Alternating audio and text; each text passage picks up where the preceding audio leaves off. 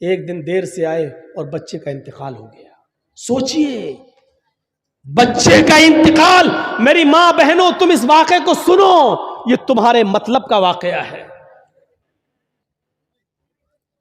شوہر ذرا دیر سے گھر سے کام سے آئے, تھکے ہوئے تھے, سیدھے روم میں چلے گئے. ام سلیم نے محلے کی عورتوں سے کہہ دیا کہ میرے بیٹے کا انتقال ہو گیا, لیکن اس کی خبر میرے پتی کو, میرے شوہر کو میرے علاوہ کوئی دوسرا نہیں دے گا. تم جاؤ, میرے گھر میں بھیڑ مت لگاؤ.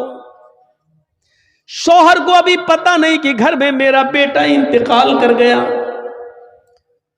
شوہر عشاء کے بعد گھر میں آئے. گھر میں آتے ہی پوچھا بیوی سے, ام سلیم, کہا جی کیا ہوا, بیٹا کیسا ہے؟ کہا الحمدللہ, اور دنوں کی بنسبت آج بچے کو بہت آرام ہے. آج تو اتنا آرام ہے کہ آج جتنا آرام تو بچے کو کبھی ملا ہی نہیں. دیکھیے کتنی خوبصورتی کے ساتھ اپنے شوہر کو یہ پیغام دے دیا. اچھا ٹھیک ہے, سونے دو. سو رہا ہے, سونے دو. ٹھیک ہے, تب اس کو جگانا ٹھیک نہیں ہے, سو رہا. کہا ٹھیک ہے, آپ نہا دھو لیجئے, فریش ہو جائیے, میں کھانا لگاتی ہوں.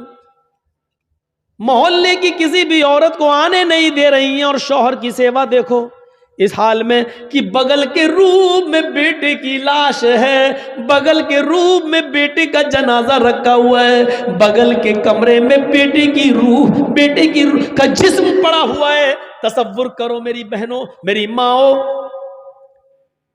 کھانا کھلایا اچھی طریقے سے, شوہر نے کھانا کھایا. ام سلیم بھی اپنے شوہر کے ساتھ کھانا کھا رہی ہیں, اور کھانا کھانے کے بعد ام سلیم نے میک اپ کیا, خوشبو لگائی. خوشبو لگانے کے بعد وہ اپنے شوہر کے پاس بھی جاتی ہیں, اور وہ اپنے شوہر سے مجامعت بھی کرتی ہیں, ہم بستر بھی ہوتی ہیں. سوچئے بغل میں بیٹے کی لاش ہے, بیٹے کا جنازہ ہے, اور وہ رات میں میک اپ.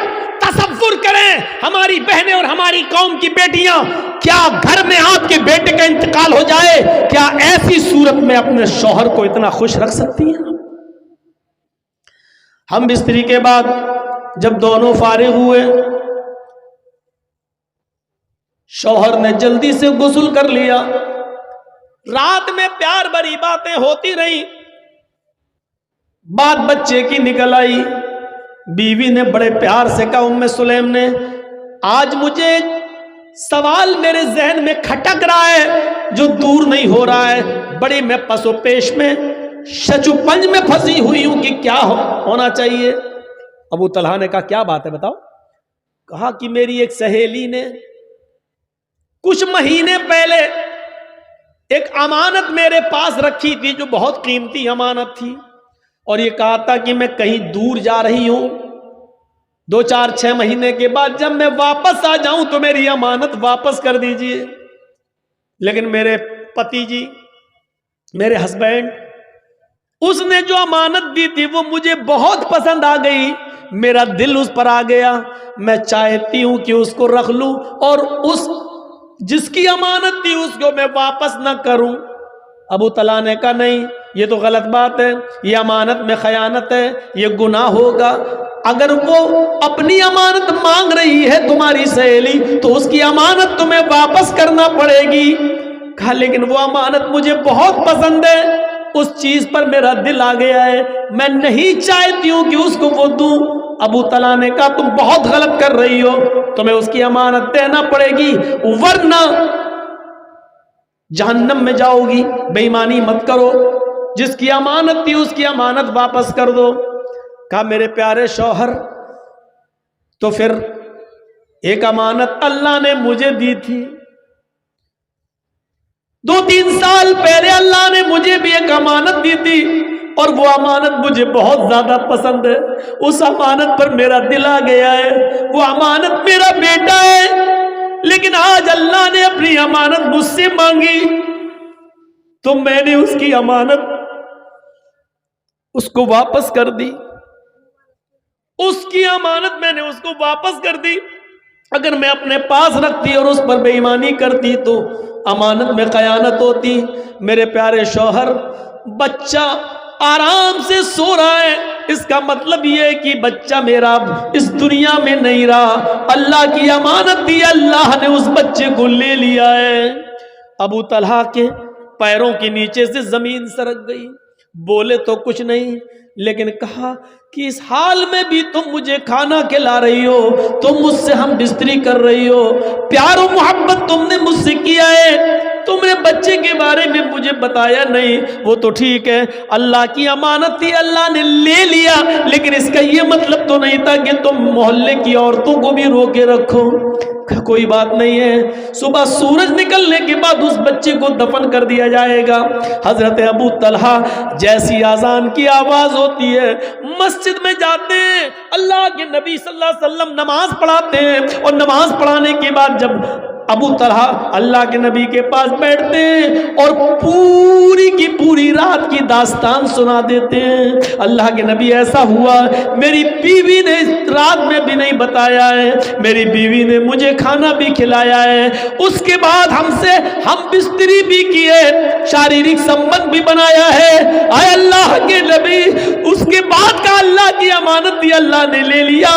اللہ کے نبی فرماتے ابو طلحہ بس اے ابو طلحہ، اللہ تمہاری بیوی کو جزائے خیر دے، اللہ اس کو اچھا بدلہ دے، اور تم دونوں نے آج رات میں جو مجامعت کی، جو ہم بستری کی ہے، اللہ اس میں برکت عطا فرمائے، اللہ اس میں برکت عطا فرمائے، اللہ اس میں برکت دے۔ اسی دن کی مجامعت اور ہم بستری سے حضرت ام سلیم کو حمل ٹھہرا ہے، اسی ام سلیم کو حمل ٹھہرا ہے، اور اسی ابو طلحہ کو ام سلیم سے اسی دن حمل ٹھہرا ہے، اور پھر 9 مہینے کے بعد بچہ پیدا ہوتا ہے۔ اس بچے کا نام انس رکھا جاتا ہے، اس بچے کا نام انس رکھا جاتا ہے۔ اللہ کے نبی جب یہ بچہ پیدا ہوا تو سب سے پہلے اللہ کے نبی نے کھجور اپنے منہ میں چبایا، اور چبایا ہوا کھجور نکالا اور اپنی انگلی سے نکال کر حضرت انس کے منہ میں ڈالا اور دعا کی، اے اللہ حضرت انس کے مال میں اور اس کی اولاد میں برکت عطا فرما، اس کی اولاد میں برکت عطا فرما، ان کے مال میں اور ان کی اولاد میں برکت عطا فرما۔ یہ انس ہی تھے جنہوں نے 10 سال جناب محمد رسول اللہ کی خدمت کی ہے، یہ انس ہی تھے، آگے چل کر یہ بڑے امیر بنے، اللہ نے ان کی دولت میں بھی اضافہ کیا اور ان کے بچوں کی تعداد میں بھی اضافہ ہوا ہے۔ مدینے میں اکثر بچوں کی تعداد انہی کی نظر آتی تھی، سب سے زیادہ بچے انہی کے نظر آتے تھے۔ یہ دعا کا اثر تھا جناب محمد رسول اللہ صلی اللہ علیہ وسلم کی دعا کا۔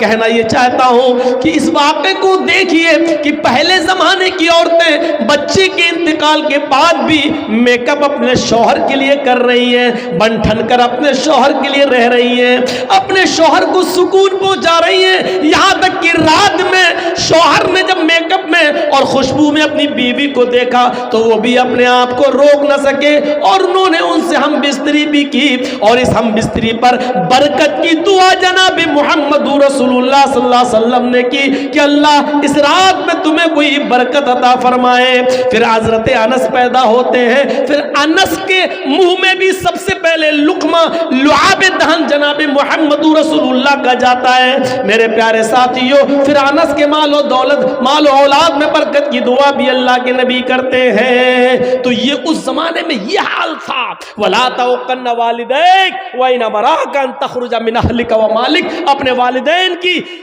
نافرمانی مت کرنا، اگرچہ وہ دونوں تمہیں حکم دیں کہ ان کے گھر سے نکل جاؤ، اپنے بیوی بچوں کو چھوڑ دو، مال و دولت کو چھوڑ دو، تب بھی ان کی نافرمانی مت کرنا۔ وَلَا تَتْرُكَنَّ صَلَاةً مَكْتُوبَةً مُتَعَمِّدًا، فرض نماز کبھی بھی قصدن جان بوجھ کر مت چھوڑنا۔ فَإِنَّ مَن تَرَكَ صَلَاةً مَكْتُوبَةً مُتَعَمِّدًا فَقَدْ بَرِئَتْ مِنْهُ ذِمَّةُ اللَّهِ، جو فرض نماز قصدن جان بوجھ کر چھوڑ دیتا ہے اللہ کی ذمہ داری اس کے اوپر سے ہٹ جاتی ہے۔ جب نمازی نماز نہ پڑھے اور فرض نمازوں کا جنازہ نکلتا رہے تو اللہ کی اس کے اوپر کوئی ذمہ داری نہیں ہے، مرے کٹے کچھ بھی ہو پھر اللہ کی کوئی ذمہ داری اس کے اوپر نہیں رہی ہے. فقط بریت منہ ذمۃ اللہ، اللہ کے ذمے سے وہ آدمی نکل گیا ہے جو فرض نماز کی پابندی نہیں کرتا ہے. اور چوتھی چیز بتائی ولا تشربن خمرا فانه راس كل ذنب، اور سنو کبھی شراب مت پینا، کسی بھی کنڈیشن میں شراب کو ہاتھ مت لگانا. فإنه رأس كل ذنب، اس لیے کہ وہ ہر برائی کی جڑ ہے، ہر برائی کی جڑ شراب ہے. شراب پینے کے بعد زنا کرنے کا دل کرتا ہے، شراب پینے کے بعد چوری کرنے کا دل کرتا ہے، شراب پینے کے بعد ماں باپ کے سامنے، ماں اور باپ کے سامنے گالی دینے کا دل کرتا ہے. اور شرابی جب شراب کے نشے میں گھر آتا ہے تو اپنی بہن اور اپنی بیٹی کے سامنے بھی گندی گندی گالیاں دیتا ہے. اس کو نہیں معلوم وہ جس نشے میں ہے وہ کس کے سامنے گالیاں دے رہا ہے. وہاں اس کی بیوی بھی موجود ہے، اس کی ماں بھی موجود ہے، اس کی جوان بیٹی بھی موجود ہے، لیکن ادھر بھی ایسی گندی گندی گالیاں اس کے منہ سے نکلتی ہے کہ جس کو سننا گوارا نہیں کیا جا سکتا ہے. میرے پیارے ساتھیوں، اس لیے کہا فإنہ رأس کل ذنب، شراب کو ہاتھ مت لگانا کیونکہ شراب تمام برائیوں کی جڑ ہے.